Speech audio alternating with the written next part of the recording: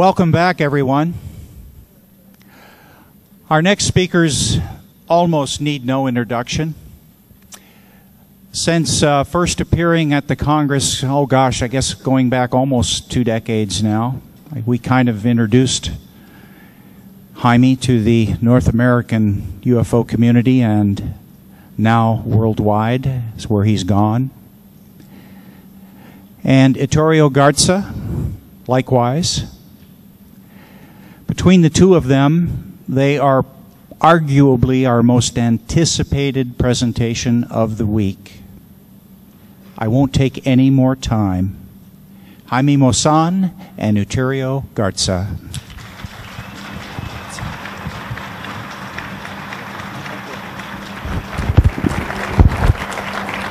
Always a pleasure.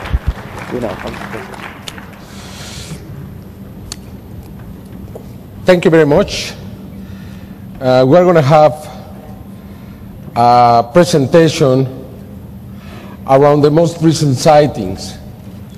I believe everything is important around this phenomenon, but I think what is actual, what is happening now, is what attracts the most interest, because that evidence somehow are telling us how this phenomenon is moving.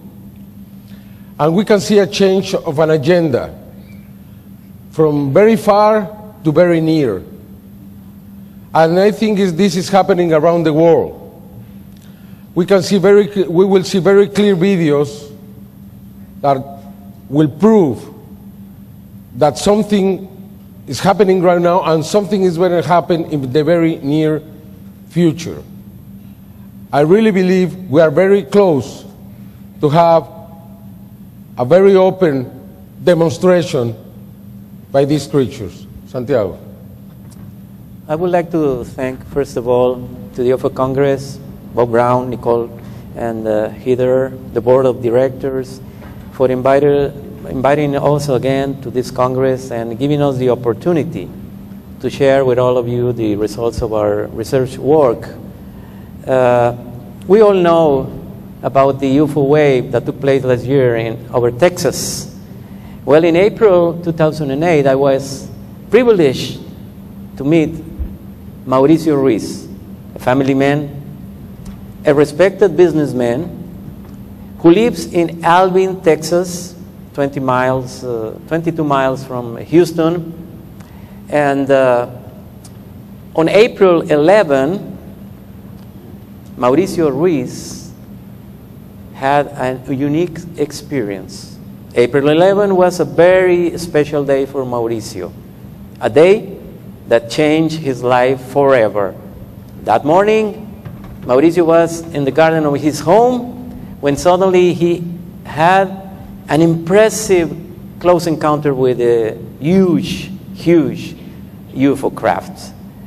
So we would like to introduce you Mauricio Ruiz and to present to you our whole investigation on his exceptional case, and also our investigations of UFOs in space, 2 NASA missions from last year and 1 Russian mission, including 3 incidents with images that speak for themselves. And at the end of this presentation, we have a surprise for all of you. So we would like to ask you to remain in your seats, and I promise you will be surprised. So, dear friends, thank you for coming and enjoy this presentation.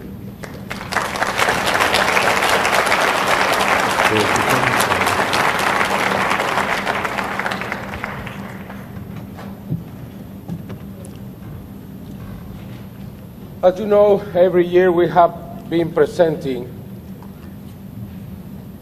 the UFOs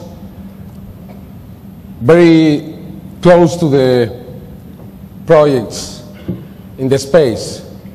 Santiago has taken the task to record the full missions in the space, because we believe after September 19th, 2006, that a new era in the space started regarding the presence of these beings. What I mean with this, as you know, last 10th of September, we had a crash. We're not getting the image? Okay. As you know, the 10th of September, we had this crash between the Cosmos 2251 and the Iridium 33, because something happened. We don't know yet what happened because, as you know, the orbits of these satellites are always steady. They haven't been able to explain why there was this crash. And it's possible a new warning, because after September 19, 2006, we had the beginning of this new era. You have to remember that day, because a little object stopped the Atlantis from coming back. This object was there for something from 8 hours to 11 hours, blocking the Atlantis from coming back. That had to be a warning. That was not accidental. What they want to say is probably that the space, it doesn't belong to human beings, but to every single intelligent creature in the space. In that same mission, the Atlantis was able to record this light that came from very far to very near, stayed there for a few minutes, and then left. It happened again on the next mission, STS-116, on December of that year, when two new warnings happened, when these objects got very close to the Discovery and the International Space Station. How can we interpret this? And now we have this crash between two satellites, an impossible crash. The space trash that is in the space is not floating anywhere. It is controlled. They know exactly where every single one of these crafts or remainings of old missions are. It means that was not accidental. How can we know this is truth? Well, let's watch. Let's see, because I believe this is not going to be the last time we see something like that. In October 2007, the whole mission was observed. This is just very few videos. We have presented this in the past, but we want to prove that we are being watched in the space. The Discovery landing, a UFO got very close to it. And the only way to have these images is thanks to Santiago, that records hundreds and hundreds of hours every time. And we can prove this presentation is not just about the space, but we could have a very long presentation just from what is happening in the space. These are just a very few examples to prove what I'm trying to say. Now Santiago is going to present you the videos from the last two missions from last year. Yes, in March last year, shuttle Endeavour was launched into space for mission 123. As soon as the shuttle got into space, the action began, and they began broadcasting live from space, and strange objects appeared, as usual, revealing that they were not alone, as you will see. And liftoff of Endeavour, going where east So and Endeavour finally got to space. Okay, we're standing. And during this broadcast, as you can see here, the camera operator very interested. What is that on the background? Strange luminous object. Of course, they don't want to comment any much, but the images are showing exactly what is happening in space. Houston copies. That's fine, Dom. On our and we must realize that these incidents sometimes took place in seconds, but they are very clear, as you can see here. And in this mission, there was a precedent, very interesting, that you are going to see. On March 25, the shuttle Endeavour was returning to Earth, so they performed a very interesting feature. This is a very strange object that was captured by them outside of the shuttle. As you can see here, they realized there was something there, and then they disfocused this image because they don't want to reveal too much. But now you can see in the big screen. So the action was already there all the time. But as I was telling you, on March 25, they performed what is known, here it is, what is known by NASA as the IMO star alignment. They focus the camera to space, and you are seeing here the stars, but also watch. Just to see if we can pick up a better pair of stars. Among those stars, in here in a few minutes. Luminous object flying everywhere around. So they realized they were revealing too much, and they moved the camera. But let's watch it again. Just to see if we can pick up a better this is a very rare sighting. We'll get back the first time they broadcast this, I don't think they will do that again. At least not in live television. But anyway, and then 2 months later, the shuttle Discovery was launched to space on the mission STS-124. Space Station's newest laboratory. And once again, as soon as the shuttle arrived to space, again, mysterious and unidentified objects appear during the live transmissions, as you can see here. So this is becoming common for astronauts in space, even with the shuttle or in the International Space Station. So they don't comment too much, but the images are there. As you can see, they are not alone in space. Can you see on the right part of the screen? Now, on June 10th, there was an incident that I want you to see and watch and hear. Sorry, that's it. Can you give more audio? Standing by with a camcorder, it caught my eye because it was saw the rectangular shape and it was flashing. This object appeared. Reflections as it rotated. The video ended there because we were grabbing the 400 millimeter and firing up the camera. So the astronauts were concerned. This is NASA response. You are going to see. This is a video, and I think it's a loop. And this is the crew is taking a video of this object as it's flying in free space there. It's very difficult without any reference there to understand or get much sense of what the dimensions might be on the object. The crew, however, them being on the scene, they were able to give us some idea, so their reports were extremely helpful.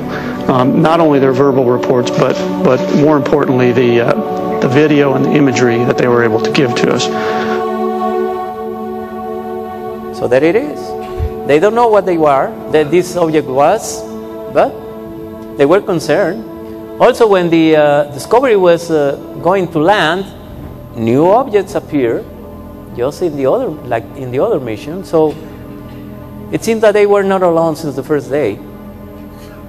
And then we would like to present to you a sequence, very interesting sequence that took place during the Russian mission, the Expedition 15.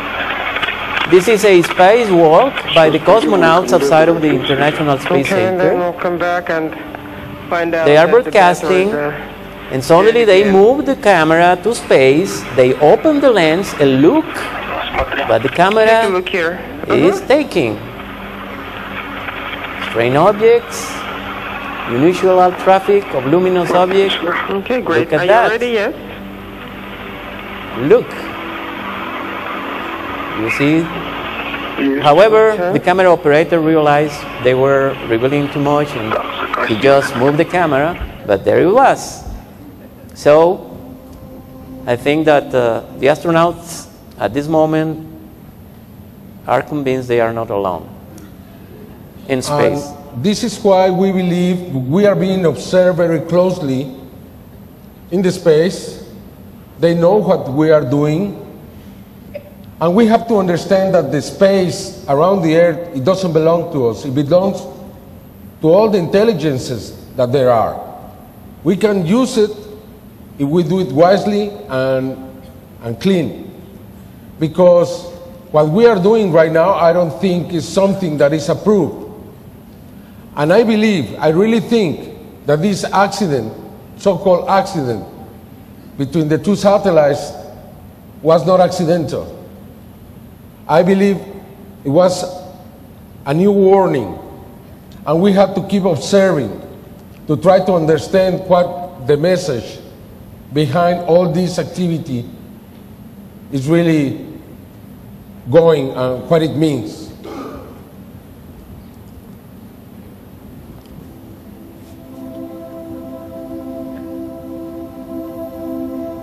These are some of the videos recorded in the last few months, most of them in Mexico,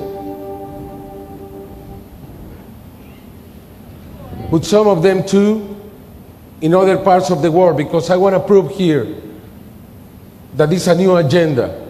Starting with Cusago in Italy, April 17th, 2007.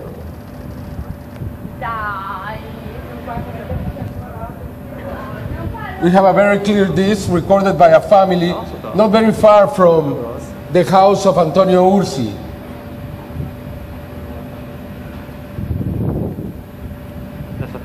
And not very far either from the border of France. In the south of France, in different parts of the south of France, we have sightings the 24th of April, 2007.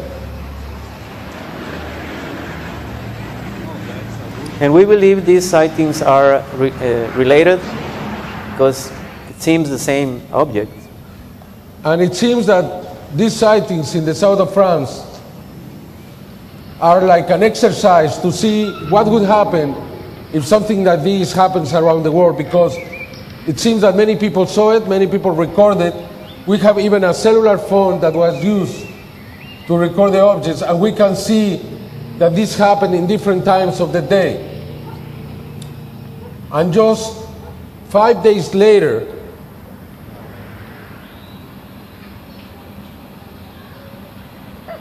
and you see it was no panic, nothing happened there. Everyone took it relaxed. And then 5 days later, Antonio Ursi recorded this object the 29th of April 2007. Corri, vai a aiutare la nonna, corri. We will go back to Antonio Ursi a little later, because I believe at this moment, besides Alcin Yalman, Ursi, Mauricio Ruiz, Arturo Robles Gil, even Jeff Wills are people that are having the opportunity to become the messengers, the new messengers. This is in Mexico. This is Mexico, 12th of May 2007. A man, Jorge Alberto Perez Valencia, recorded this with a cellular phone. The video is low quality, but the object is very near.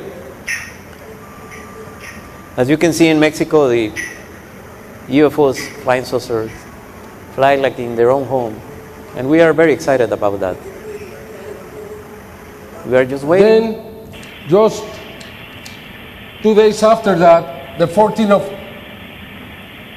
May 2007, in Orizaba in Mexico, in an industrial park, a police, a security man, recorded this subject twice. Also with a cellular phone. The cellular phone is becoming a very important tool. It doesn't have the same quality than the video camera, but it's becoming very useful. 4 hours later, the same policeman recorded the object for the second time. In both occasions, all the people in that company, in that production facility, saw the videos recorded with a cellular by this man.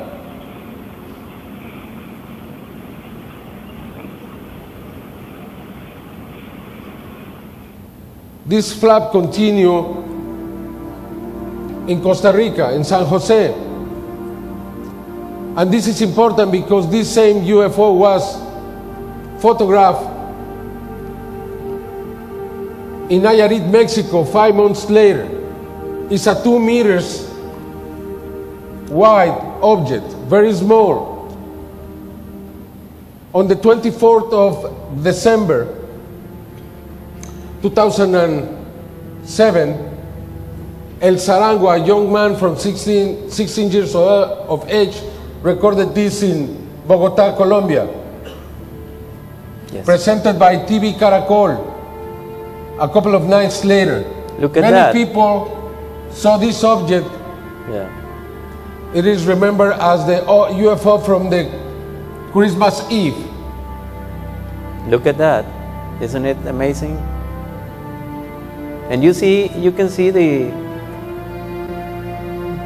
witness is very nervous because of the experience, which gives more credibility. These are the pictures taken by Carlos Medina Alvarez, a man from Tepic, Nayarit. These pictures were analyzed. Yeah. Thank you. Also with a cellular phone by Guillermo Anaya, a Mexican expert.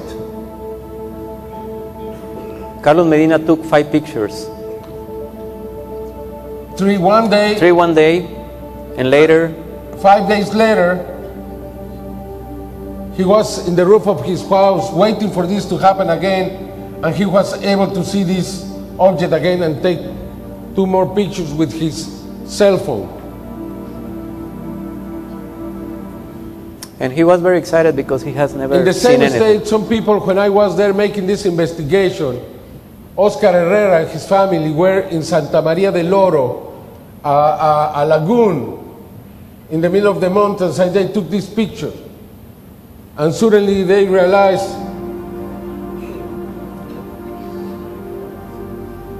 this was in there. It reminds me of the Billy Mayer cases. Historia.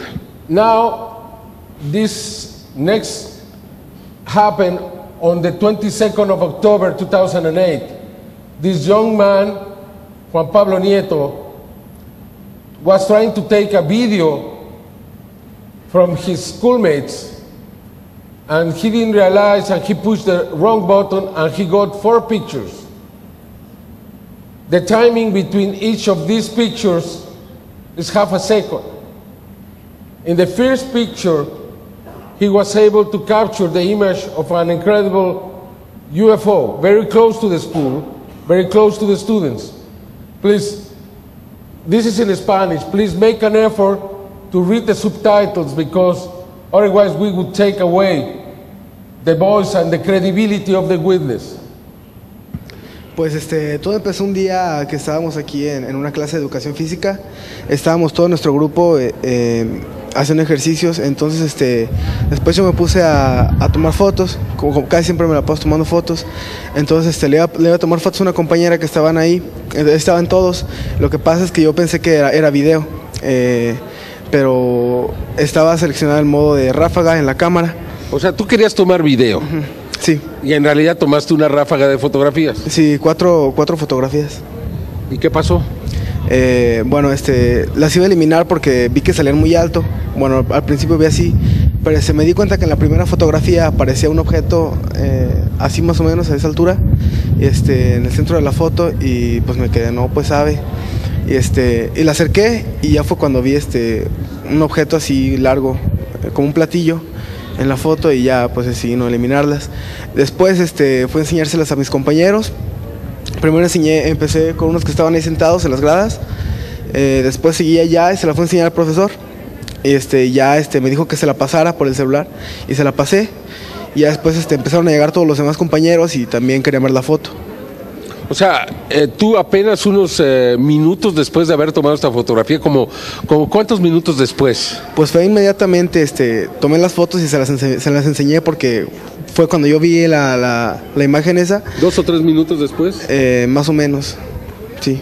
O sea que es imposible pensar que tú lo hubieras podido agregar. Sí.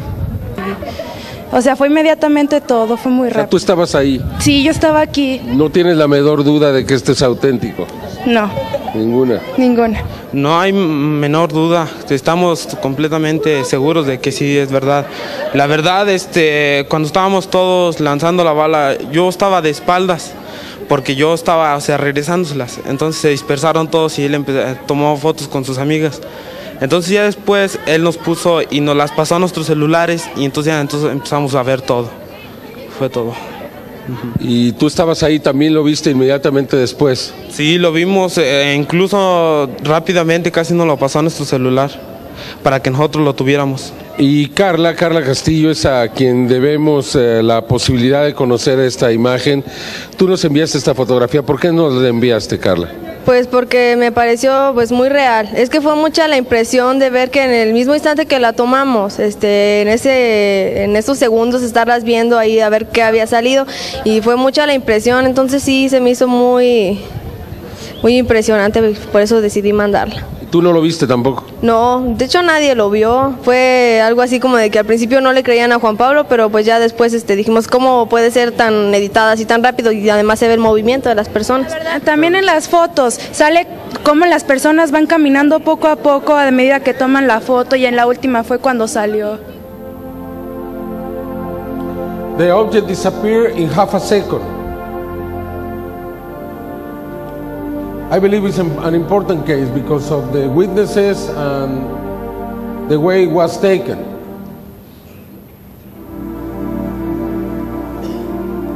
Now I'm going to present you what we have called in English, in Spanish would be EVANIS, entidad biológica anómala no identificada. In English it would be unidentified biological anomaly.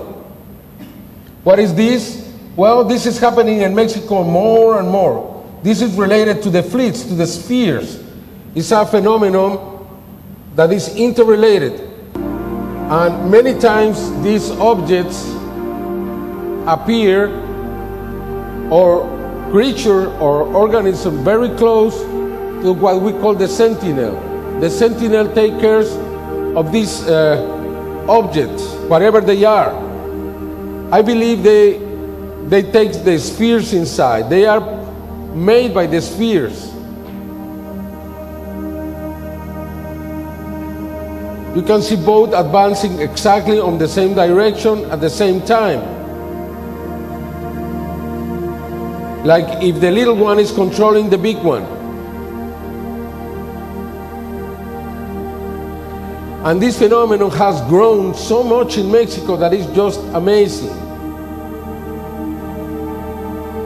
This is a different video.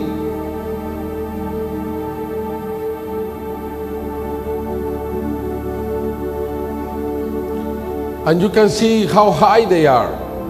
That's why not so many people see them. Sometimes they are in groups, large groups. This is a fleet of Evanis, several in the sky, different colors, amazing and disconcerting at the same time. What can these things be?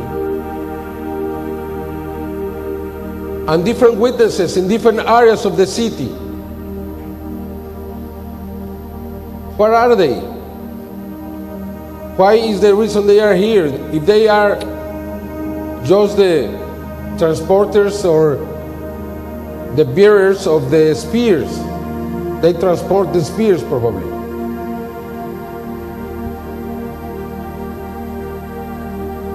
And despite the fact that these things appear in the sky of Mexico City, this is another video. There has not been a single accident with airplanes, a single one. So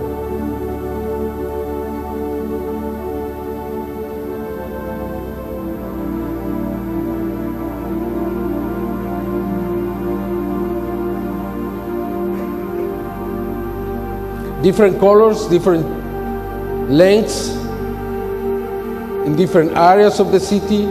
Now another group. You have to remember that Mexico has this legend, Quetzalcoatl, Kukulkan, the flying serpent, the feathered serpent, the colorful serpent. I really think this myth, this legend is related to this phenomenon. As you can see, they move like snakes. If this happened, if this is the reason of this legend, I am sure that all people have to be very impressed. This man, Octavio Fernandez, has recorded some incredible videos like this.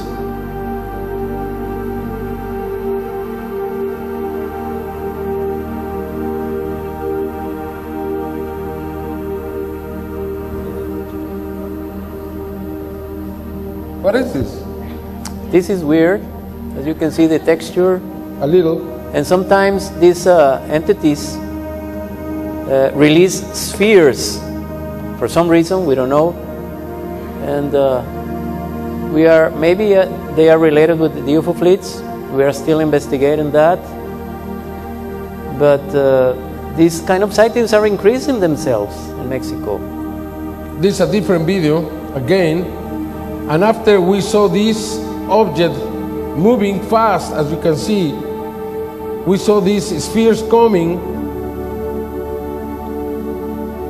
and making a fleet. There you are.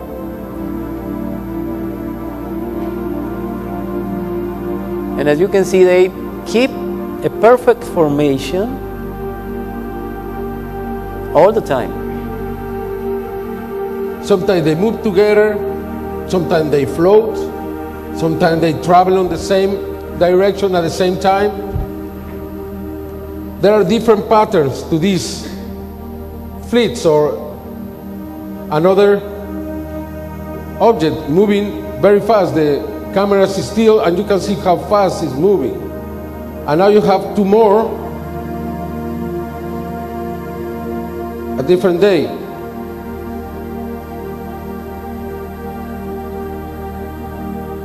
All of this recorded by Octavio Fernandez.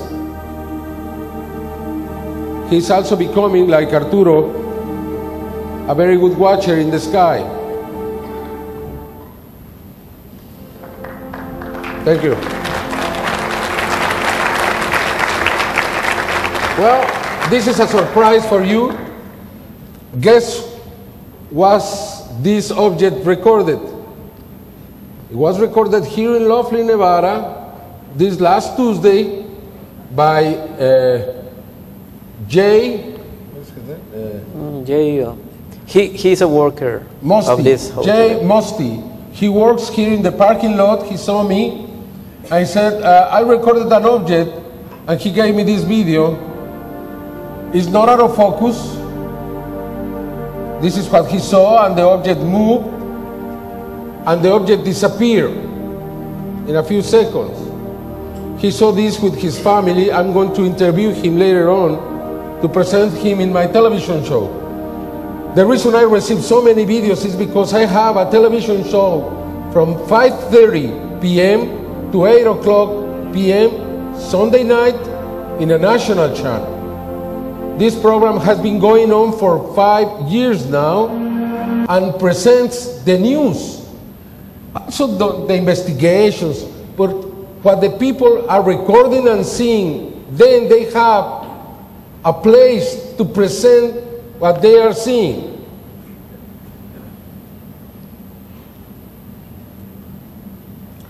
I have to tell you that also Antonio Ursi recorded a sphere this morning that I will present you a little later. But this morning, I mean a few hours ago here in Laughlin, Nevada. and speaking about Antonio Ursi and the other so-called messengers of the cosmos, messengers of the stars. Why? Because the objects come to them. They look for them. They let them be recorded by these persons. Yalçın Yalman in Kumburgaz in Turkey, presented by Haktan Hakdogan. It's an incredible case. Also, Antonio Ursi is an incredible case. Mauricio Ruiz here in Texas, and also Arturo Robles here in Mexico City. Questo è il posto dove io nel 1994-95 ho iniziato a avere esperienze con questi oggetti. Vedevo apparire la sera, dopo le 9 di sera, io vedevo oggetti da dove vedi quel palazzo fino alla gru, in quello spazio là, e poi le vedevo sempre qua dietro questo muro, sopra il cielo vedevo sempre oggetti, sempre, sì, qua, e sono tra l'altro gli stessi che oggi io fortunatamente filmo nel quotidiano. I started investigating this case in 2006. I have presented many videos. He has, I don't know, dozens of videos, incredible stuff. I've been traveling to Milan back and forth many, many times. What you just saw was Liborio, where he was born. But what is amazing is his little house in Milan, in Italy. It's a very small house with very few windows, just some windows in the roof, very few. And it's very uncomfortable. You have to understand how he records to really appreciate these recordings.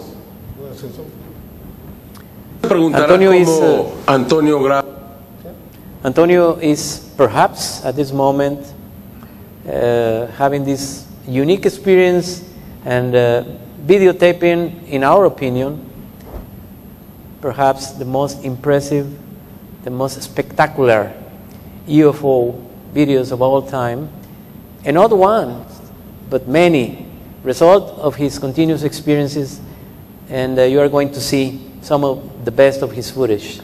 I'm going to present just 2007 and 2008 because he has so much more, very impressive. I really recommend you. There are just a very few videos from the history of Antonio Ursi, this documentary made by Pier Giorgio Caria that you can get somewhere here in the booths, in the area where, the vending area, and I really highly recommend you get that because they are just a very few, and it's an incredible production with the story, the complete story of this man. Graba sus videos, desde dónde lo hace. Bueno, este es su hogar.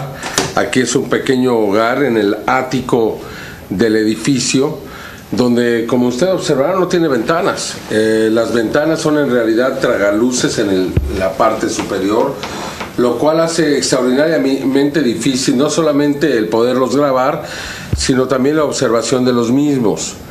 En este lugar Antonio hace sus vigilancias y a veces, como él nos va a comentar, pues cuando él va al baño, por razones naturales, pues es ahí donde le ha tocado grabar los últimos 3 videos. Di corsa io vado, apro la vado di là, prendo la telecamera, vengo subito di qua, con una mano agguanto la finestra e con l'altra così regolo subito così e mi metto così. E l'oggetto sempre qua perché va sempre dalla parte opposta, con questa mano sempre a guardare la finestra. Con questo l'obiettivo subito così per cercare di filmare il modo migliore possibile.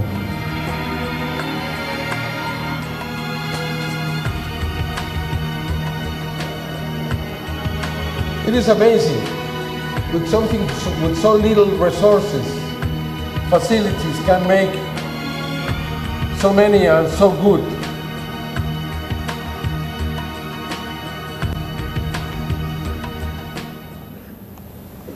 Oh. C'è?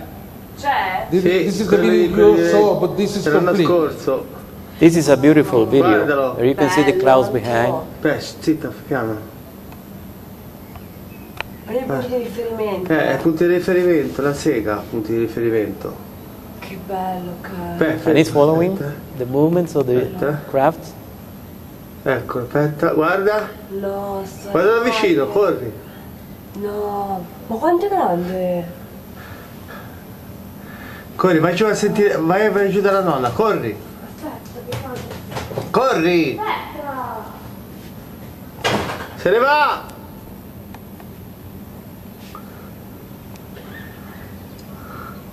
Cazzo. Se ne va, se ne va, se ne va. Then he stops recording for a second, and he records back because he was falling. He was in a very uncomfortable position. The UFO was not there anymore. It's not that it disappeared.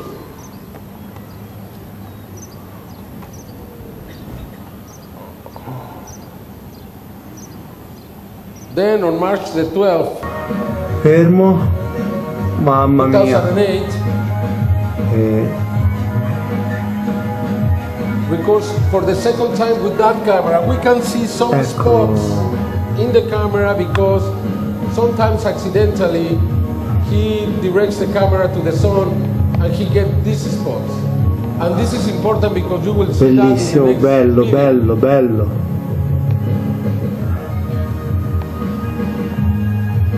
And in this video you can see how the object is really dancing, letting Antonio record as much as he wants, from one side to the next.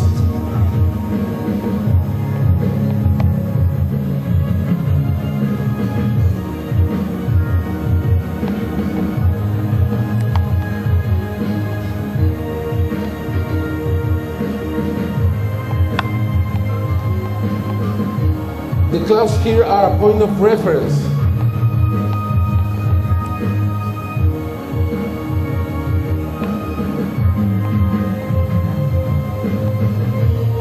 Ai, ai, ai, ai.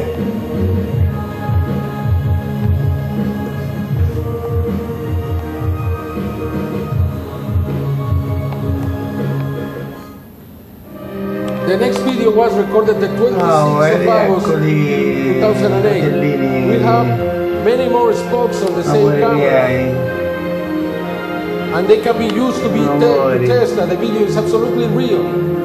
There is no question in my mind. All of this was analyzed by experts in Italy, but also by Jim Delatoso in the United States. Cavolo, belli.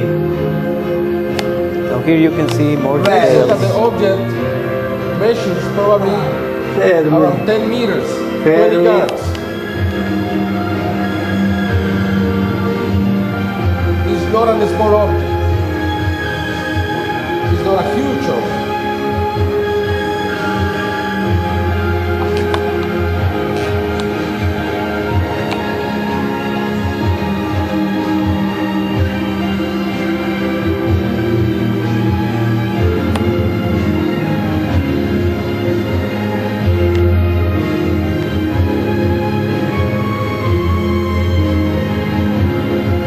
Belli, belli. These are probably some of the best daylight images ever taken from a UFO. We can see here now the sunset. We can see that the sky is getting pink. The music is inside the house of Antonio. He was listening to this music when the object appeared. He went to the bathroom again and, well, they had to stop.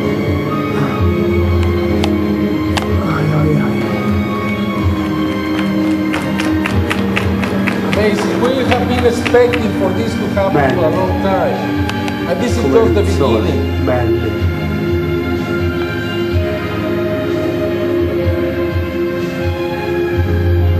And now disappeared. You saw how it disappeared. That's the way it is.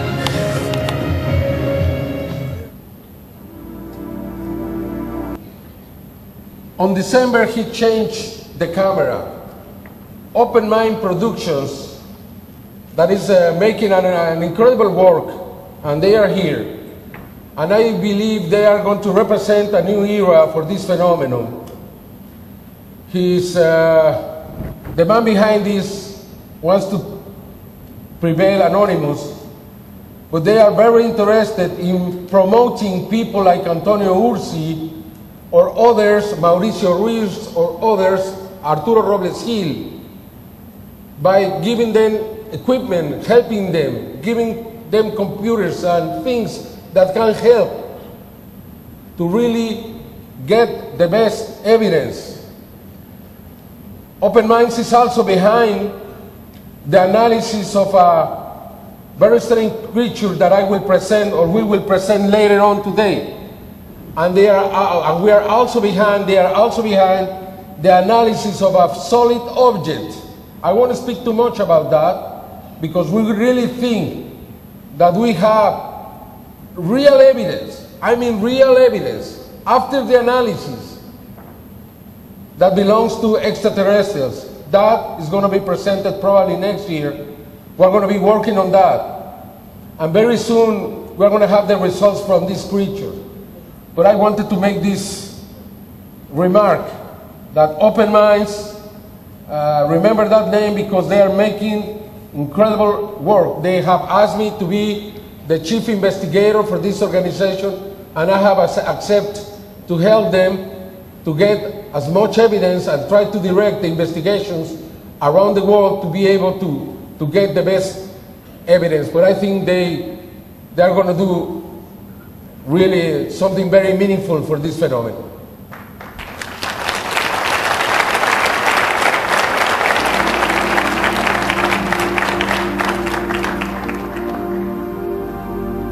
This image, he was able to take just 16 seconds out of this December the 4th, 2008 in Milan, and you can see the difference with the camera that Open Minds gave Antonio Ursi. The image is better. And in this analysis you can see some energy around the object. And let's watch this video. The videos are going to be better and better and better because we are going to provide Antonio with better cameras. And again, incredibly, he was listening music in his apartment.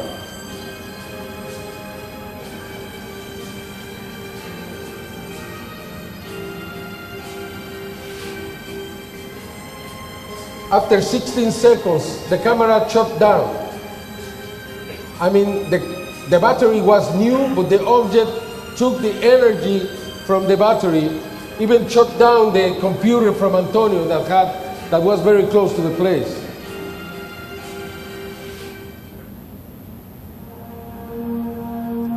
This is the last video. Beautiful, probably the most beautiful one of all. This happened on December 24th, 2008. And you can see here a little sphere that is not a sphere. The analysis demonstrated that the reflection of the metal of the object inside the camera created that illusion. It's not a sphere, and it's neither a wire hanging on the object hanging on that. We have the analysis here that were done in Italy by, I don't remember the name of the expert. Is Pierre here? Can you say it louder? Giuseppe Carofago. Yeah. Okay. Let's listen the analysis to this incredible video. The reflection of sunlight off the UFO, which is also projected onto the internal optical mechanism of the camera and its lenses, causes what is known as lens flare. It's perfectly visible during the filming. The surface of the UFO behaves according to the visible spectra of the light, as if it were a prism, which is why the effects might be caused by crystal, diamantita, or some other kind of odd mineral. As the surface of the object acts as a mirror, the solar reflection is amplified.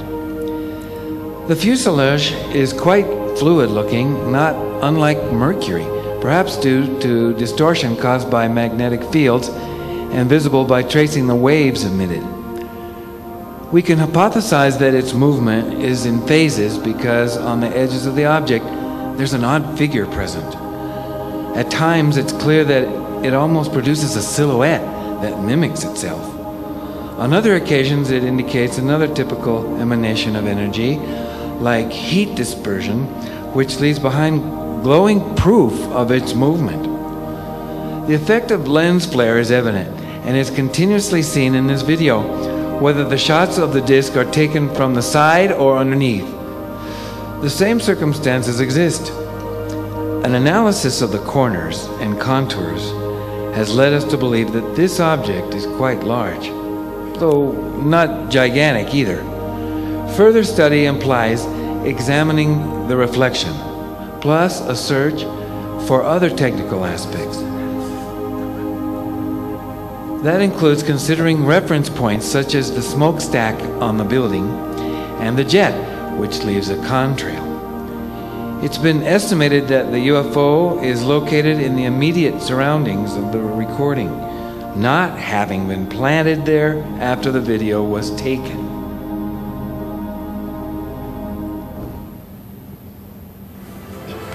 Here is the original video. Bello, bello, bello, bello.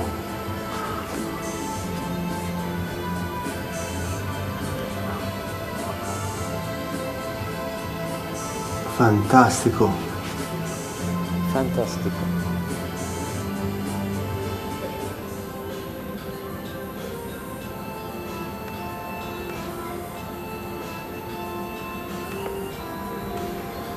Che bello, mamma mia. Oi, oi, oi. Well, more clear than this. Bellissimo. And then the airplane. Mamma reference. I have always asked Antonio to have a point of reference, but it's very difficult for him under that circumstances. I have asked him to go down to the street, but he prefers to record. When they are there, he is afraid to lose them. And you can see how he is inclined, and it is very clear that it's not a wire. Those are flares. Those white le sfere. Mamma mia che bello.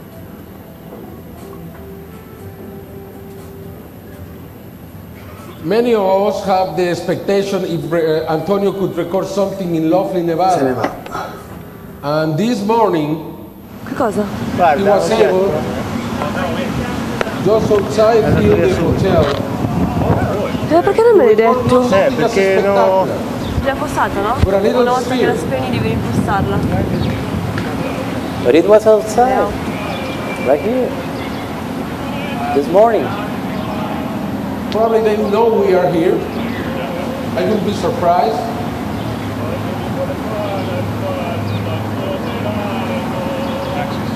And I wouldn't be surprised if tonight, tomorrow night, è fermo, eh? we have an event. Guarda l'oggetto. È andato via subito. Perché non me l'hai detto? Perché no.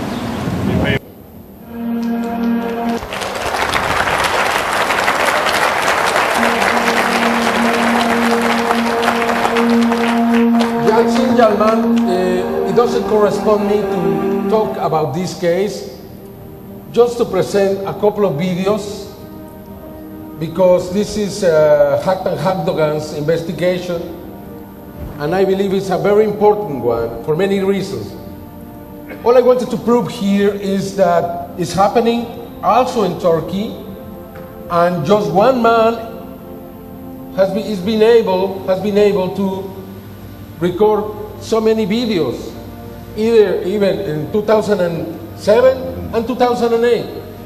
I'm going to be there with Haktan Hakdogan in June this year when these things happen, to see if we are lucky to see something or do an investigation also for the Mexican people and Latin American people. This is one of my favorites because you can see how the object is covered by shadow. It is like if the metal is the light itself, and then it covers itself with this shadow, which proves me that this is real. These videos have been analyzed by Hakan and by the scientists in Turkey, and they consider them real, not extraterrestrial, but real videos. I mean, they are not hoaxes. They don't know what they are, but they are not hoaxes. Now, let's talk about Mauricio Ruiz in Texas, in Alvin. Unfortunately, our friend couldn't be here with us today because he lost his house in the Hurricane Ike. And unfortunately, he has been away from recording. He had many videos from the 11th of April to the beginning of September. Many different cases. That's why I think he's also a cosmic messenger. Enjoy this video, please. One thing. The effect, what you see in the video, is magnetic interference. Okay? The object is so close to the camera that is affecting the video on the camera. Okay? You can hear it and you can see little black dots. The more we saw this tape, original tape, on a camera, the more evident was this alteration of the tape. And this was very important because we took this tape for the first time ever to the University in Mexico to be analyzed. It costed us $2,000 just to analyze the tape. $2,000. But the results were just amazing. And after watching this story, I will present you the results.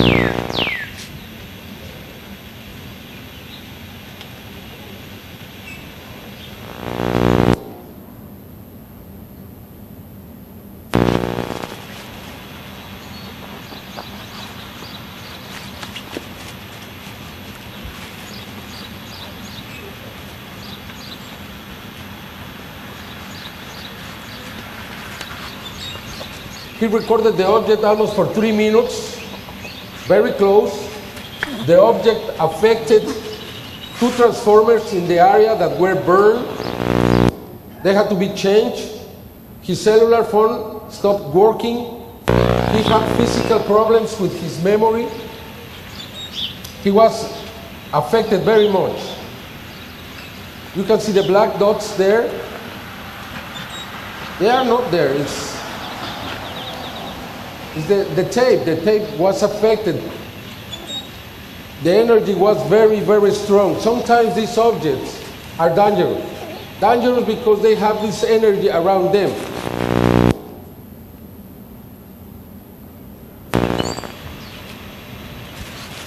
And Mauricio Ruiz managed to fix the camera twice because the camera wanted to shut down. He was very concerned and tried to fix down and continue filming. I believe this is one of the best videos that have ever been taken here in the US, and I can tell you, I can put my hand on fire for this video. This video is absolutely real, and the object produced magnetism. And this, I have the analysis with the logo of the University of Mexico to prove it. After the university realized what they have done, they called me and said, we want equal time in TV to say that it's not an extraterrestrial object. And I said, well, I never said that. I said that we found magnetism. And they couldn't prove, they wanted to discredit their own investigation. Can you believe that? They want to discredit the scientists who did it. It's true. They didn't know what to do. Do they have the rope in their neck? Thank you. Now let's listen this incredible, funny man, incredible man. He worked with the police in Houston, in the Alvin area. He's a very honest man, very clean, very nice family there. There's no reason not to believe in this incredible story. Early in the morning, about 7:15, 7:20 at the latest that I could recall, on that particular day, April 11th, 2008, I normally come over from upstairs straight to my kitchen. I try to get something here for my dogs. That I have 2 dogs, and I like to feed them something all the time. And right now I'm just grabbing anything. But what I do, I come in and I get something for my dog, so I'm going to go feed him. I come outside early in the morning. Most of the people already went to work. And I bring my dogs. Here, Chewy. Come on. Good boy. I feed my dogs every morning. Come out here to the yard.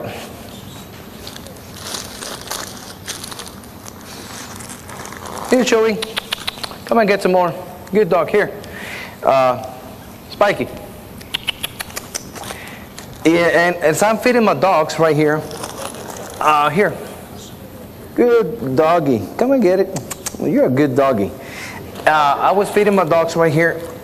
And all of a sudden, you know, as I'm turning towards, you know, the horizon, towards the house and the pine tree, I noticed something that's something's out of the ordinary, like a speck of something dark.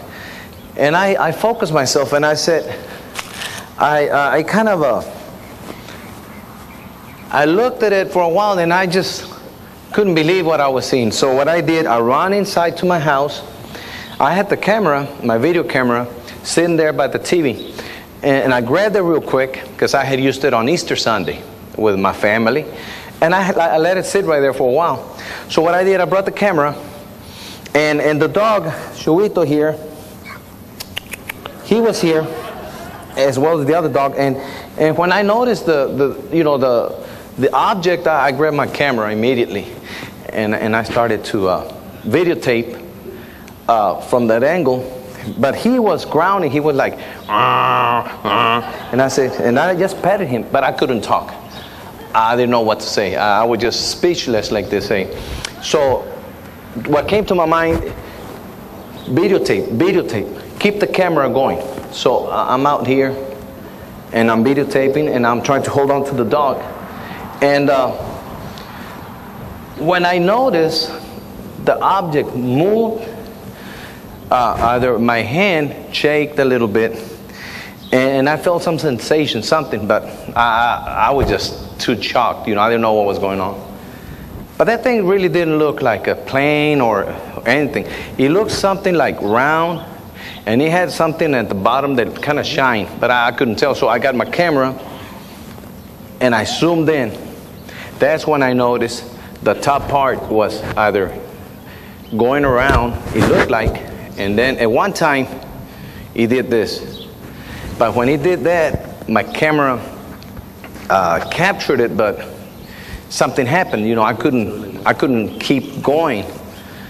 And then the object, what he did, it went up, and then he stopped, and then he went like this, and then he went up, and came all the way up. That's when I tried to close in. And when I noticed that the object didn't take off, no, it just glided away, like a kite. It just glided away towards the horizon. And I just couldn't understand it. I looked at my camera, took it inside, and that's when I said, wow, I got it on tape. But at first I didn't think I got it on tape because the camera don't show it. That's funny. I said, oh. And you have to put it on pause, and it comes out, the picture, the video. But if you let it go play, you won't see it. And then all of a sudden when he stops, you could film it. You could actually videotape it. I mean, this incident here, I don't know what happened. I'm not used to this. If people say, we saw the video, but where's your voice? Say something. Well, I'll be honest, I wanted to say something, but I couldn't. Even the dogs were not saying, they normally bark, like, whoa, whoa. But this time they were just, like, trying to bark, but they couldn't. I had the same thing. I was just telling, in my mind, quiet, quiet. That thing, like, if it was just sending a signal to me, like, don't move, don't say anything, just watch. And I had that little feeling, you know. Now, that's probably me. But you know what? I don't see that every day. So the only thing that I did, get the camera, videotape. The sky that morning had a little bit of fog and a little bit of mist. They call the dew, early morning dew.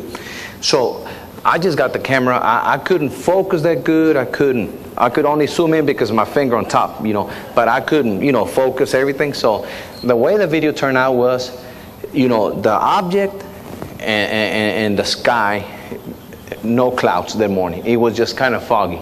So it scared me. I mean, I was scared. I was surprised. And I said, I might as well just call Jaime, because I heard about Jaime. He always comes out like, this happened here, this happened there. I said, if Jaime could have something to match it up and say, I have it, okay. That's why I say, Jaime, come over, take this video with you. I'm going to give him the cassette tape. I mean, he could have it. I don't want it because every time I see it, it throws me off. I mean, I just don't feel the same. I'm a retired person. I retired from the government. And I don't want to play around. I don't want to come out and say, hey, it's me, it's a fake. No, if it's a fake, I'll just tell Jaime, don't waste your time. Stay home. I'll send it to you. No, I want him to come over here. I want him to film because I believe that Jaime will provide real evidence, whether from me, whether maybe somebody else is going to have a better video. And then Jaime is going to say, it all started from Alvin on down. This could be the beginning of the new wave of close encounters where we could videotape them. And don't be scared, because if you're scared like me at first, you say, no, I don't want to do nothing. Leave it alone. No, give it to Jaime. Believe me, if Jaime knows how to deal with it, you will deal with it like me.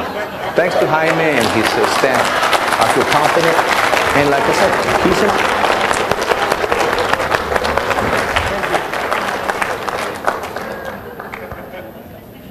thank you.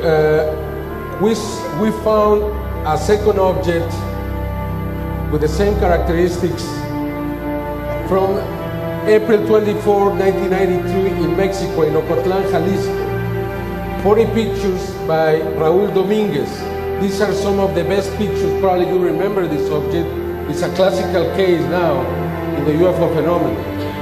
And if you do this, if you turn around the object from Alvin, it's just the same. I believe both objects are very, very close to each other. Probably the same object or from the same group of intelligent beings, I don't know. But then, this picture was taken in 1995 by Mr. Bartlett in Guadalajara. This is a new highway, where was a new highway. And then he got this photograph, he saw the object, and he was able to take this incredible photograph. And it's very similar. We believe it's the same object. And now, just a couple of weeks ago, I went to a television program in Guadalajara, and Daniel Monraz, a friend of mine, presented this video from 2002. And amazingly, seems to be the same object. Then we have at least 4, the evidence, and 3 more that support this kind of objects. 3 different witnesses, or 4, as a matter of fact. Now, this is the analysis that was made in the university. This is the chemist Miguel Ángel Canseco, and my collaborator Rodolfo Garrido. And I think this is the first a tape has been tested this way. Sometimes we test the image, we don't test the physics on the tape, because there is no reason to do that. But in this case, with the magnetism inside, it was very important to do this. Can you raise up the volume of the video so we can hear because we the have audio? to listen what they have to say. And the audio. Doctor Canseco, ¿cómo está usted? Muy buenos días. Buenos días. Bueno, parece ser que ya concluyó usted con sus investigaciones. Sí, el estudio. Creo que ya tiene ahí los estudios. Sí, Platíquenos, ¿qué encontró, doctor? A ver, se hicieron 3 estudios.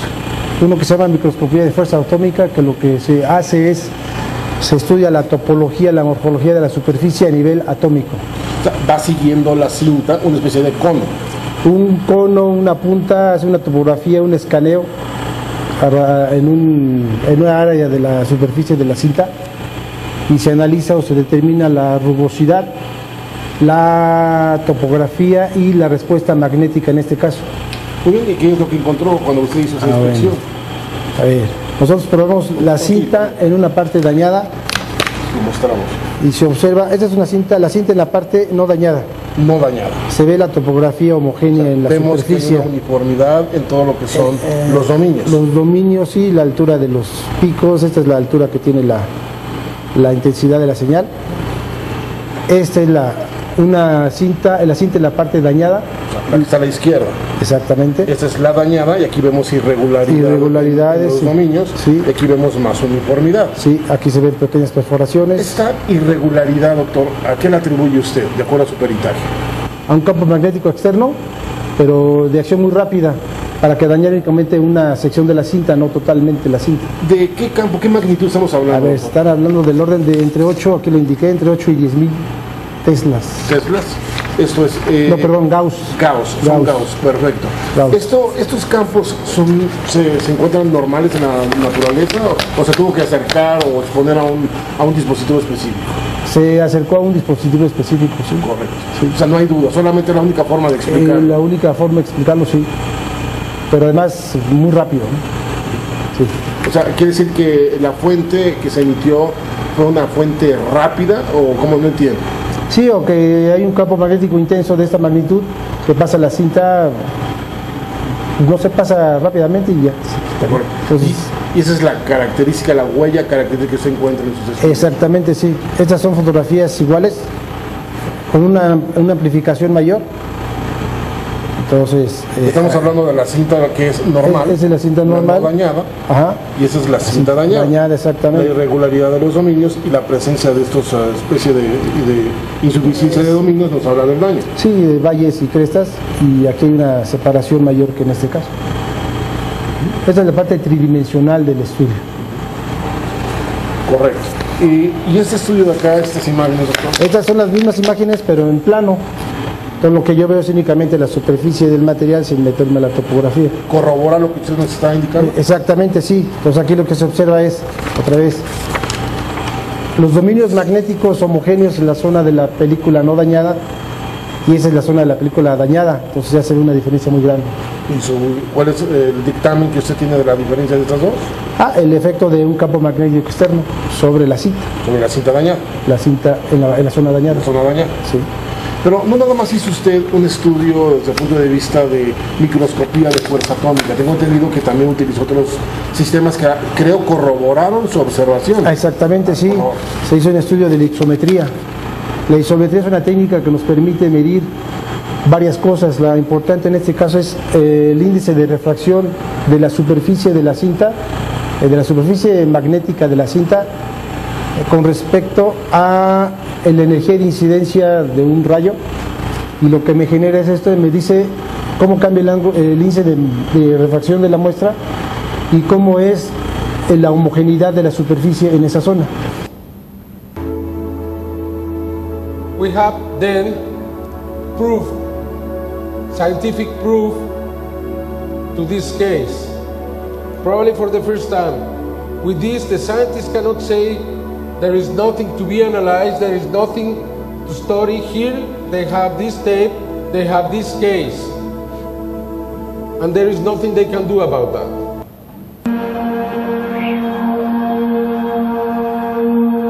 Arturo Robles Gil, as you know, I have presented many times videos from him. I believe he's the fourth messenger of the cosmos. In this case, he's a retired photographer, close to be 70. Even though he stays for 8 hours, 4 in the morning, 4 in the evening, to record some of these videos. Like these three objects moving very fast in the sky on October the 4th, 2007. Or this sphere, recorded a month later. You can see the sphere coming down from the sky, like analyzing something.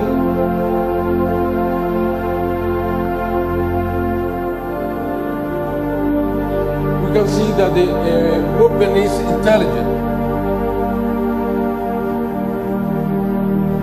Now it's going up, proving that it's not a balloon. Arturo has developed this perception. When he feels there is going to be a new sighting, and this one is very original because we have spheres with black in color, which are not very frequent, as you can see, and all of them keep the formation, and of course the Ebanis. Probably he has recorded more videos from Ebanis than anybody else.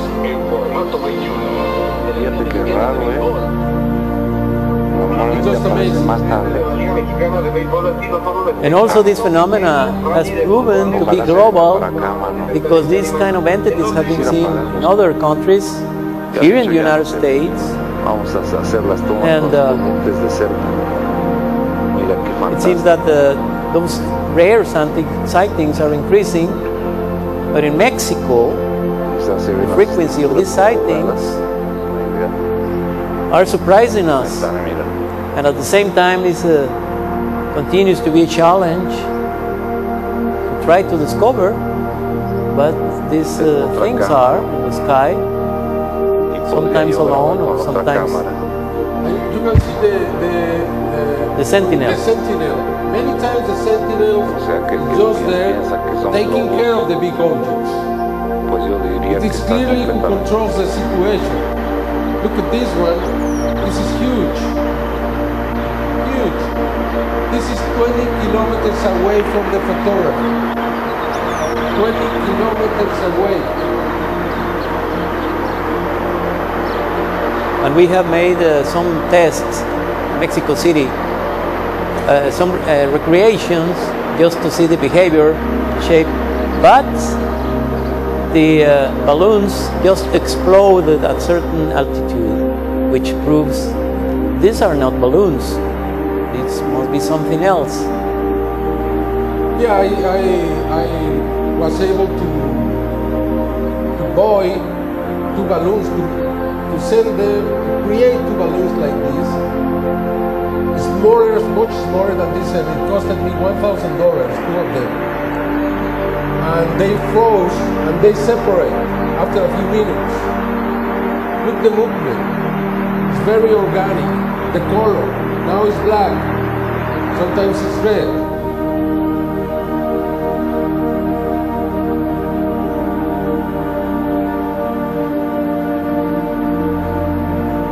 So unless there is some millionaire in Mexico playing games, which we don't think so, we had to look for the answer for in another direction, and look how they behave. September 30, another fleet, the very famous fleets in Mexico, they have been seen everywhere around. You saw the object going very fast with them.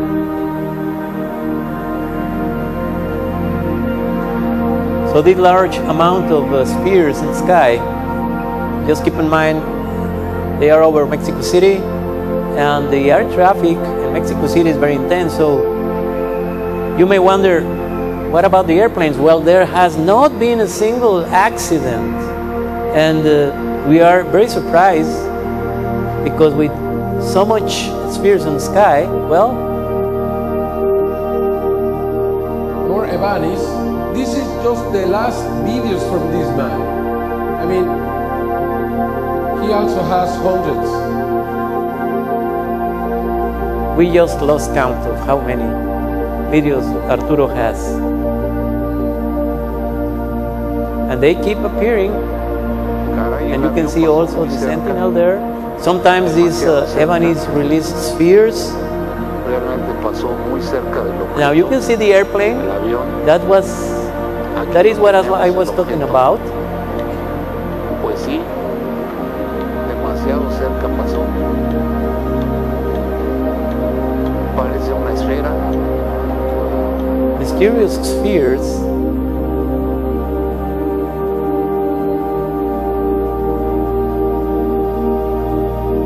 Now you can see here that the big Ebony is releasing spheres right there. So we don't know what this means. We don't know what this means.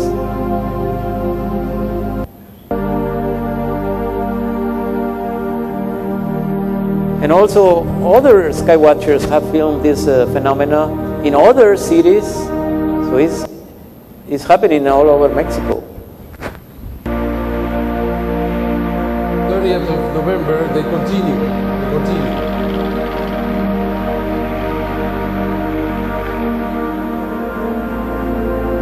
And this is huge. Look how many of them. How many? This is a real flotilla. The day after that, November the 4th, we had this accident in Mexico City, the airplane, where the Secretary of Interior was killed. I didn't want to mention this possibility. I don't think it was related to the presence of the spheres. They should check because it could happen. I mean, as Santiago has been telling you, it has never happened until now, but it's not a guarantee that won't happen ever. And yet there is also a certain concern by the commercial airplane pilots. But, well, we are confident that there is an order on this. February the 1st, something very strange in the sky. I don't know what it is.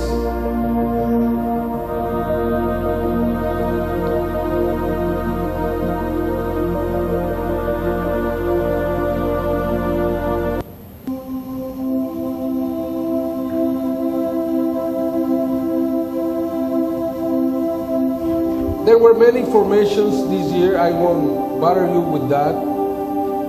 The season in England was the longest ever, from April 19th, and it finished in Brazil November 9th.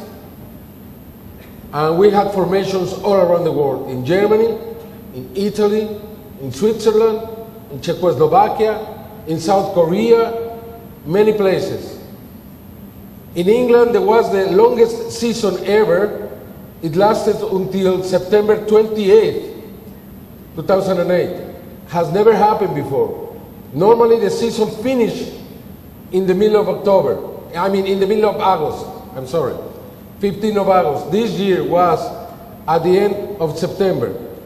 This is just a brief segment that, because I enjoy very much presenting this, I hope you like it.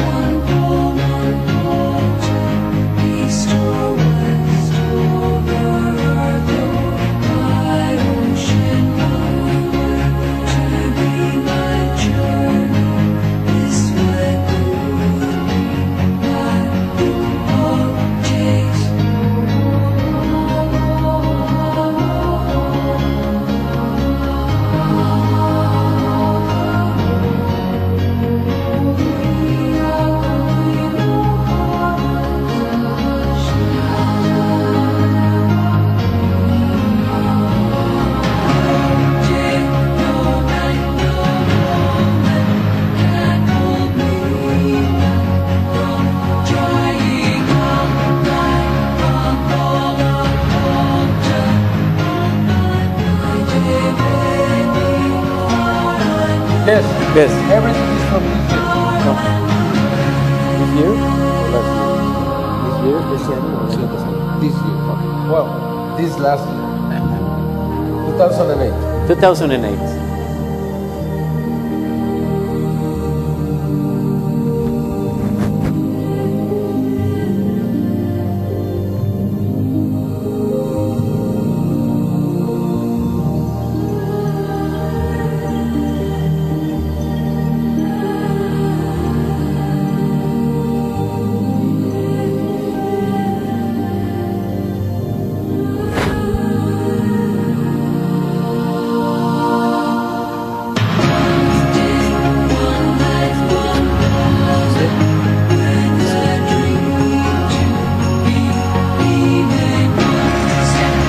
Appear in 888.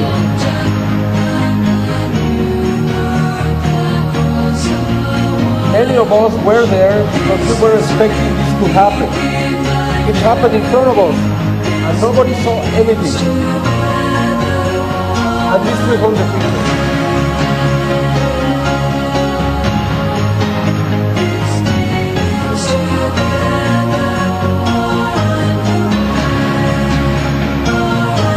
It was the rainiest hour we have ever had in England. It rained every day. The most important formation appeared on August 15th, 2008.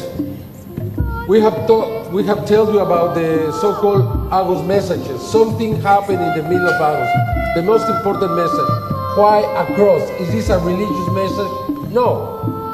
I believe they know what this symbol means for humanity, or for some humans. It means the love of God. It means that we have to love each other. It means something in these times. What is happening to us? What is happening to us in my country? Everyone is killing each other. This is wrong. What is happening with the economical crisis? We need each other. We have to be together. We have to shake our hands.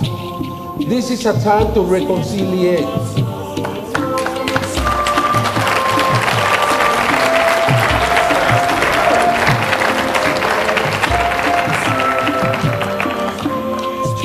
This cross measured 300 meters, that's 600 yards long, 400 yards wide. It's huge. We have to fly very high. It's perfect. Not a single mistake. Nobody dared to take the credit for this formation. But it was just the first, because it happened 2 more times, and that's why they are insistent in giving us this symbol, not religiously. Okay, this is not about religion. It's about human beings. Now look, this is the second. 24th of September. Out of time, I mean, it's much after the season should have been over. We have this over a maize field or a corn field. Has never happened in England before. And then 4 days later, we have this cosmic cross.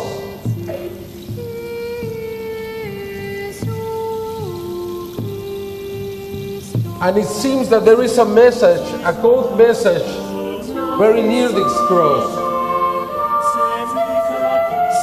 According to Linda Moulton Howe in her site, Earthfields, earthfile.com, the message here is, beware. What is beware? You know what is beware. Taking care of, be alert, be on the lookout, watch out, keep your eyes open, be careful, watch your steps. That's what it means, beware. And we have to remember the message for 2002. When we went there, I went to England 3 times this last year. 3 times. Every time a new cross appeared, I went back.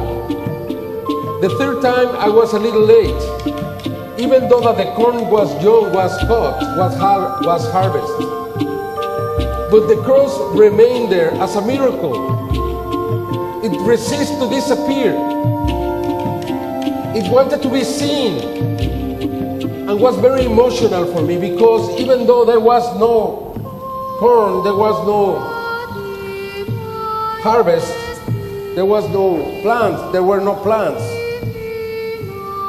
The symbol was still there, resisting to be recorded for you, for the world, for the people to recognize, to be humble, to remember that there is a God.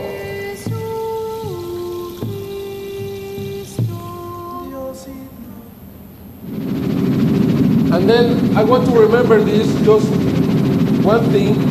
The message here was, you remember the second line? Much pain, but still time. And now it's beware. I think beware is the second message. And I think there is going to be a third one. And we have to really be watching this. I think they are really trying to communicate. And we have to remember this on the 14th of August 2005, just before Katrina. And now in December 2008, it happened again in Russia. And this was presented by the Russian television. Is this an optical effect? I don't know.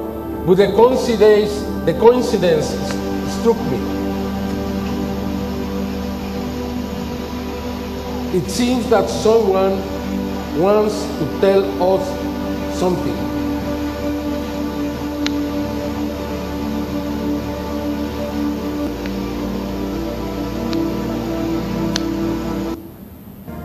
As I said,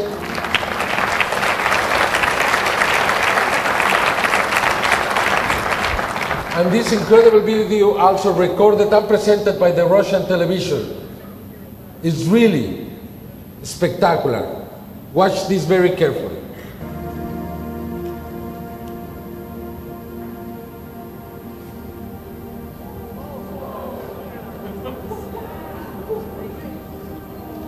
Is this a sign-off? Yes, strange things are happening in Russia, signs. And they are also very interested, the media.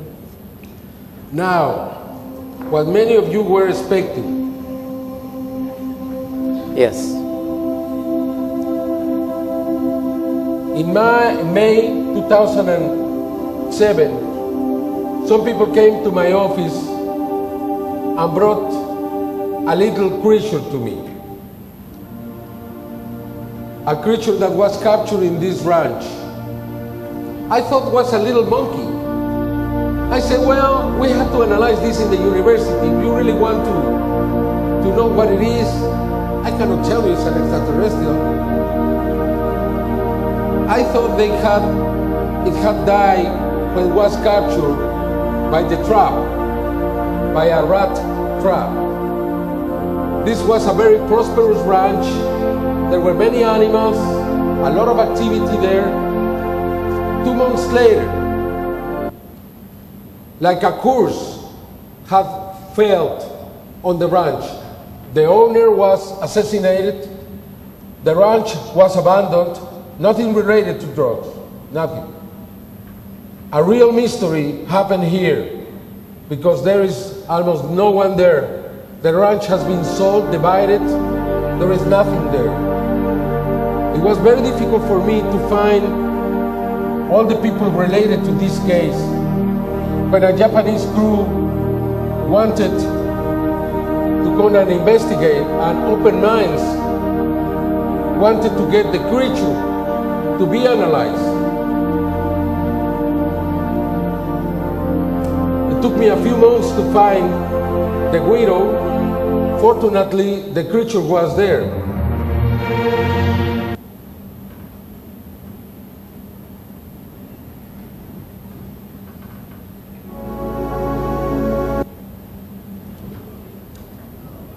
This is the creature as it is now.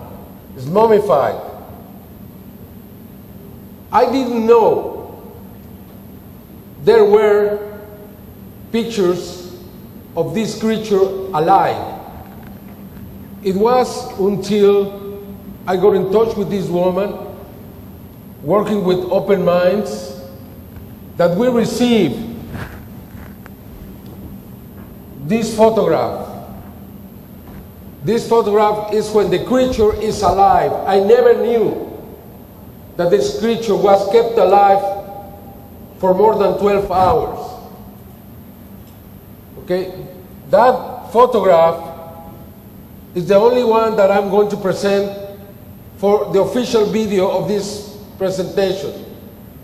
The rest of the pictures are going to be shown after this presentation is done in a few minutes, because we don't want to really release everything in this case until we have the results of the analysis, which is going to happen over the next month.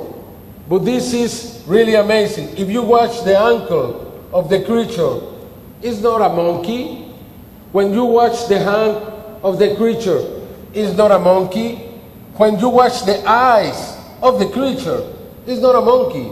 It has as many teeth as a human being, has the same number of bones in the back, in the spine as a human being.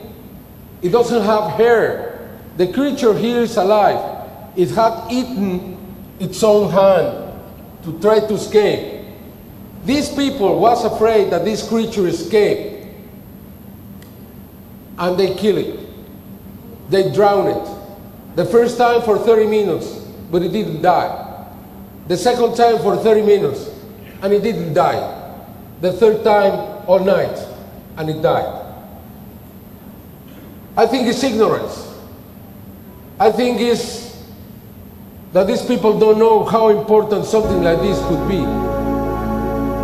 But at this moment, we are taking this very seriously, and we are analyzing this.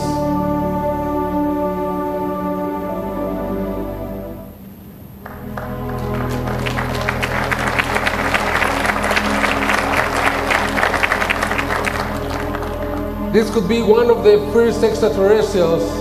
It could be, or probably an unknown species from Earth. But I don't know anything like this. You see how small it is? The size of the head is similar to the size of the head of humans regarding our own body. In these images, the creature is subjected to analysis and studies by scientists.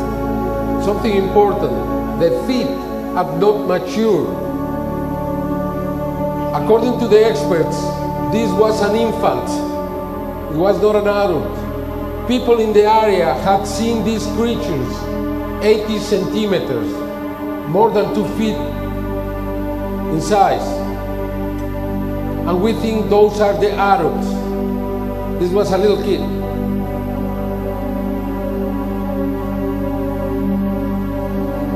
This is being analyzed by the Association, National Association of Forensic Science in Mexico. Cuando hablamos de occipucio que está prominente, está más, no es el normal de un ser humano normal, que debe estar cortado, que está prominente, está como casco de los que usan de la bicicleta de protección. Llama la atención obviamente pues, la presencia de esta prominencia que es la cola, los dientes, que de acuerdo al experto en odontología es la misma cantidad de dientes que se tienen, que es de 28. Siempre que encontramos algún cadáver o que encontramos algún sujeto sin vida o que encontramos incluso fragmentos óseos, se tiene que hacer un examen preliminar para tratar de determinar ciertas cosas. Obviamente no es definitivo, por eso digo preliminar, el cual nos va a orientar. Aquí estamos enfrente de un cadáver de pequeño tamaño, momificado. Eso nos está hablando de un periodo de conservación. Por las características, son características humanoides, aunque presenta o tiene la presencia de una cola de bastantes centímetros, casi del mismo tamaño del cuerpo. Tiene características faciales en los dientes, por ejemplo, las características también humanas. El resto del cuerpo más bien parece humano. Ahí la relación nace de una invitación que me hacen a conocer las oficinas del señor Mario Moreno, y dentro de las oficinas donde él trabajaba tenía un área donde él se dedicaba a tener caballos y algún otro tipo de animales como águilas y halcones. Estando dentro de ese lugar, él me invita y me distrae un momento para conocer físicamente algo extraño que habían atrapado en el lugar. Recordando ahí un poco, era un animal no común, de lo que cualquier ser humano podemos ver cotidianamente. Me llama mucho la atención cuando lo tienen en una mesa de trabajo, como una mesa de trabajo y de madera, y lo tienen atrapado en una trampa, y este animal, cuando nos acercamos a ver, no había mucha iluminación en el lugar, pero se levantó, se irguió y me llamó la atención. Al verlo físicamente, dije, esto no es algo normal. En ese momento me recuerdo que él me dice, no, mire, acérquese. Le dije, no, yo creo que no, esto no es normal. Estaba vivo. Estaba vivo. And that is the point here. It was alive. It was alive. Then, what you just saw is not a monkey with no skin. It was a live creature. Now I want to give you a last message for this presentation. I hope you like it, but please don't leave, because I have asked my friend Antonio Ursi to come here and answer some questions, and I'm going to also present some of the pictures from this creature. I hope you like this. We now know we live in a colony of 3 billion stars. We should also be aware that the magnetic doors to other dimensions are no longer a thing of science fiction. Scientists consider it possible to travel into the depths of the cosmos in a relatively short time. It's commonly known that Mars is a living planet, one that most likely already sustains life, and it is now scientific fact. If the universe is at our disposal, it will be one of the biggest challenges ever. Everything will be possible. Today, we've got to look more closely at our world and be more humble in its presence, for it's given us life. It has enabled us to evolve, offering us the chance to continue growing. We all must help in recovering this world, one filled with life where millions of species flourish. The greatest crisis humanity faces these days is not due to the economic crisis or even climate change. The biggest crisis is the extinction of life forms that have kept us company up to now. This crisis of mass extinction is happening right before our eyes, and yet we somehow ignore it. It's as if it didn't matter which species could be disappearing, even though it took millions of years for them to evolve in the process. It is true that great numbers of life forms have come and gone on their own. But when those that are left over start disappearing as well, thanks to the behavior of intelligent beings, something is going wrong, especially when a thinking entity such as man stops giving importance to the reason for his very being. One day we'll be able to fly within the confines of the universe, gleefully searching for life in other worlds. We'll see that it's the worthiest deed of all. Between empty worlds, boiling stars, or sterile rocks, we'll realize that worlds capable of sustaining life are the real gems of the universe, the most exquisite product of creation. We've got to stop and look at what we're giving up here on Earth. What is taking its toll here is infinitely sad. Yet, there's still time for us to do something. Our generation can still recognize how important our existence is. By willingly transcending our earthly actions on behalf of this marvelous place, one that serves as home to millions of species whose welfare we can still look out for. The future awaits us.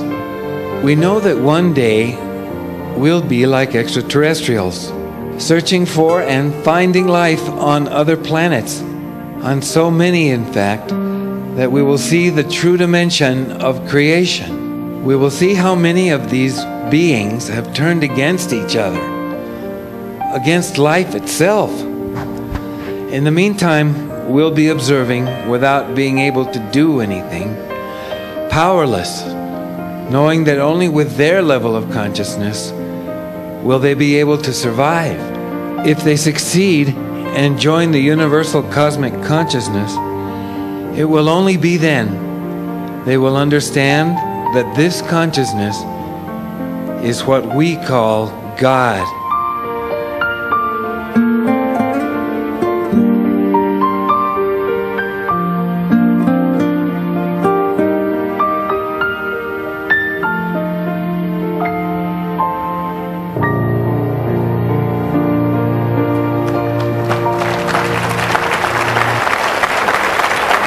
Thank you very much.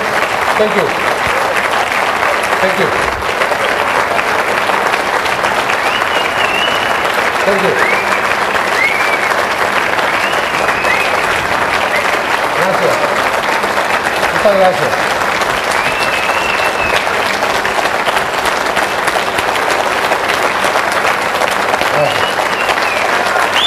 Gracias. Gracias.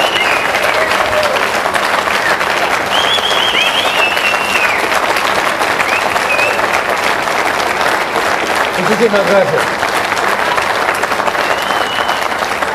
Ahora, now, two surprises. First, now we have to stop the video in the back, please. We cannot record this because our friends of Open Minds have asked us this. But I wanted to give you this exclusive.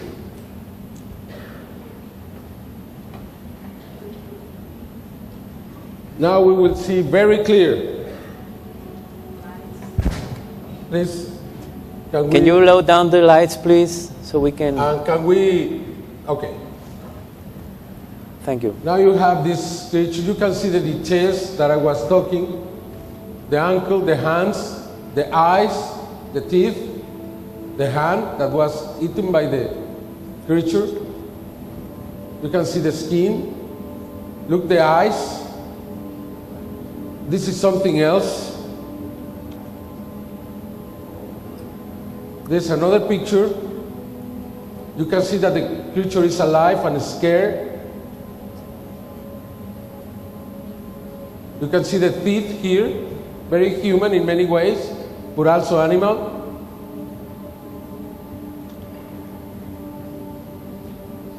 Here you can see, well, the ankle again.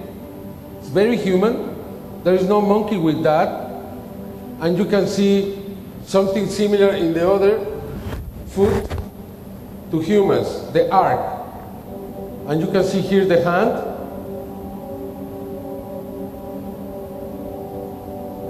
And the head. You can see it's something like when the little boys are born, this, we can see that in the head. And look, the eyes, the creature is alive. It's not a monkey with no skin like somebody said. This is a real mystery. And just before I came here, I was told that the DNA was in good shape and that we are going to have results very soon. And you can compare how the creature is at this moment. Okay? And this is an exclusive for you. And now I want to introduce my friend, Antonio Ursi, who came from Italy. I invited him to come.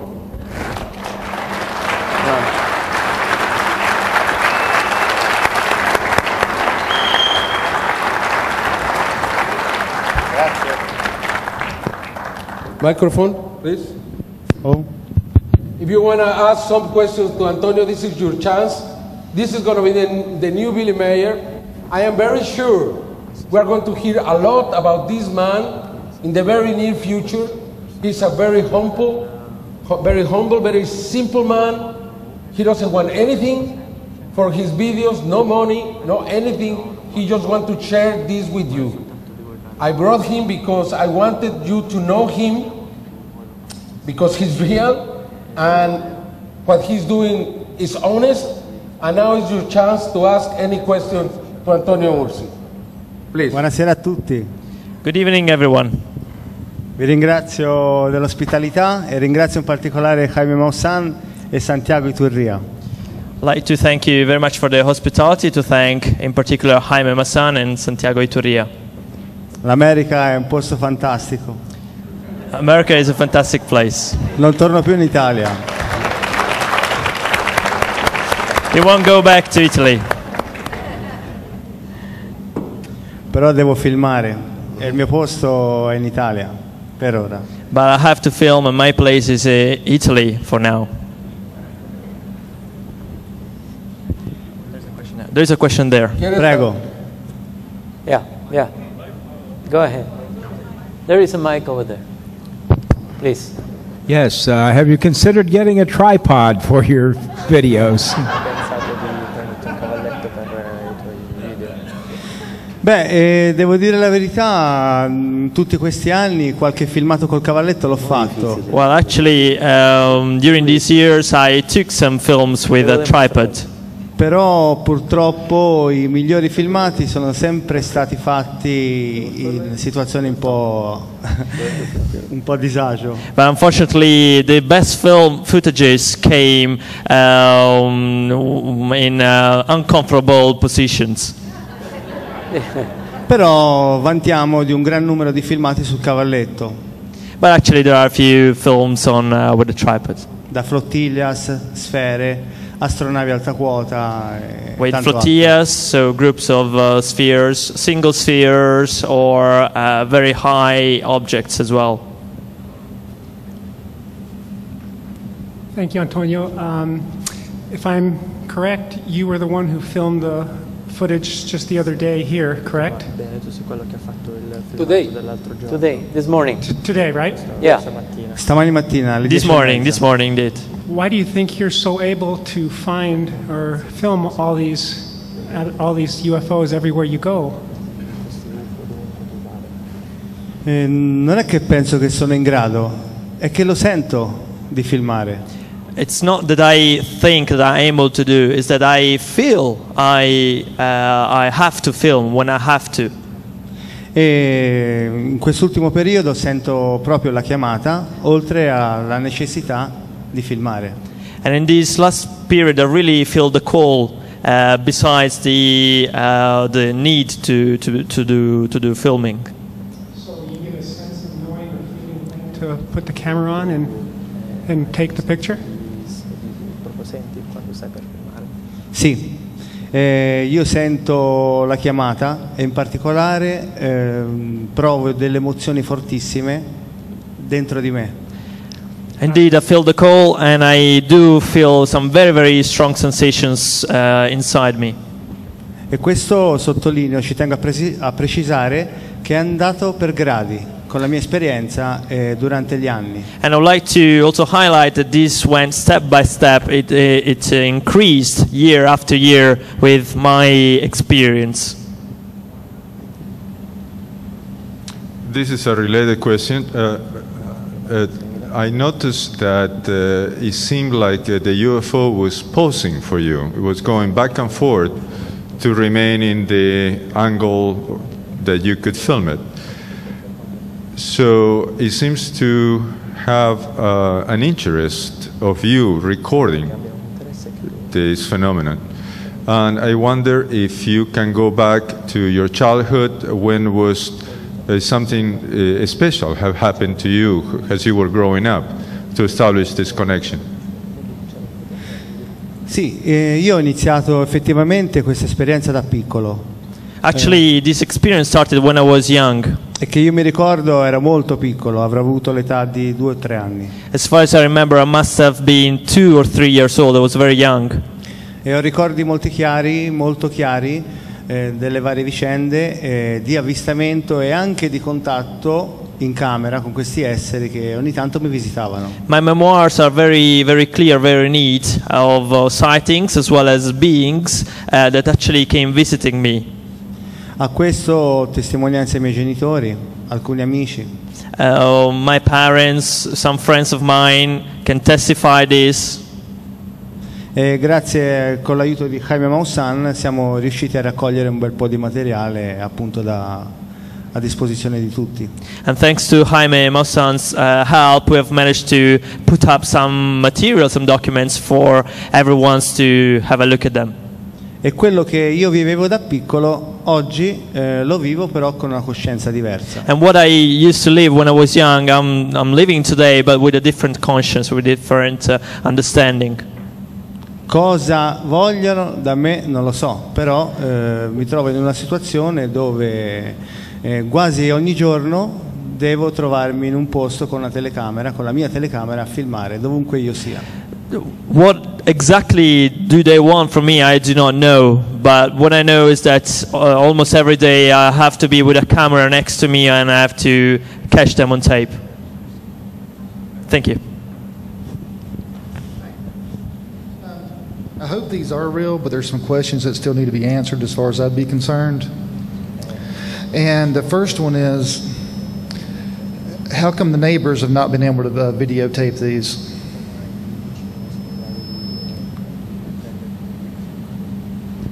Ma questo non te lo so dire, perché comunque penso che sia un discorso un po' personale, nel senso ognuno di noi nella vita quotidiana è preso da ogni vicende. I do not really know this. I reckon it might be more of a personal issue, a personal thing. As far as I'm aware, everyone is taken by daily life things on his daily life. Nella zona mia in particolare, dove io e la mia compagna Simona abitiamo, ci sono molte persone che hanno avuto modo di vedere. In particular, actually, where I live with my fiancée Simona, many people have had the chance on several occasions to witness these accounts, these sightings. Would please try to get a second person to videotape it at the same time.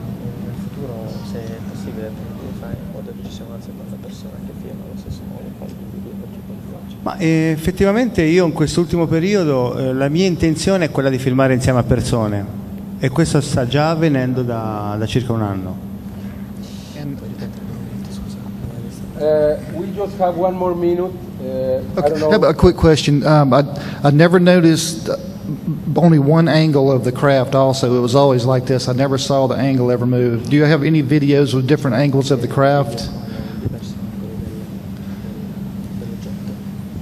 Ma io di questi video ne ho fatti diversi, in particolare quelli metallici che saranno circa 15-18 oggetti.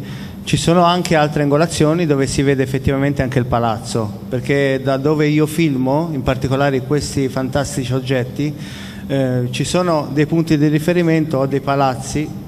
There are some videos that I've taken where there are many different angles. So in some of these videos you can see buildings near the object, so you can have different frames of reference. Ci sono dei video del 2007, del 2006, dove si vede anche il palazzo dalla parte opposta. In some videos from 2006 you see also the building on the other side. Thank you. Last question. This is very quick. I'm sure you've already been asked. Please come with us on our Skywatch tonight. Please, please come with us. Volentieri. Sure. Okay. Thank you very much. Thank you. Bye. Thank you. Thank you. Thank you. God bless you. Volevo ringraziare in particolare,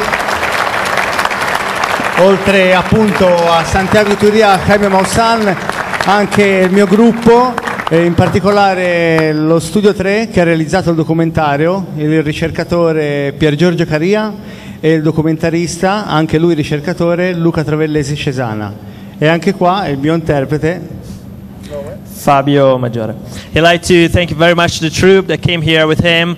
Besides Jaime and Santiago Yturria, there are a few people that came from Italy. The producers, the company called Studio 3 TV, the manager Luca Trovellesi, and the director Pier Giorgio Caria that you have seen yesterday on the presentation. e la mia ragazza Simona Sibilla che mi sopporta da 9 anni. And my fiancée, Simona Sibilla, has been standing me for the last 9 years. È già un risultato che stiamo sempre assieme. It's already a big result that she's always with me.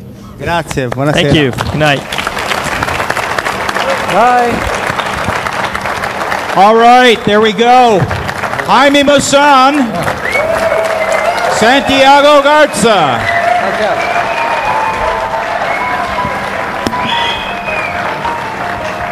Wow. Wow. Okay, guys, a bit of a break here now, and please be back for Marissa at 4:30. See you then.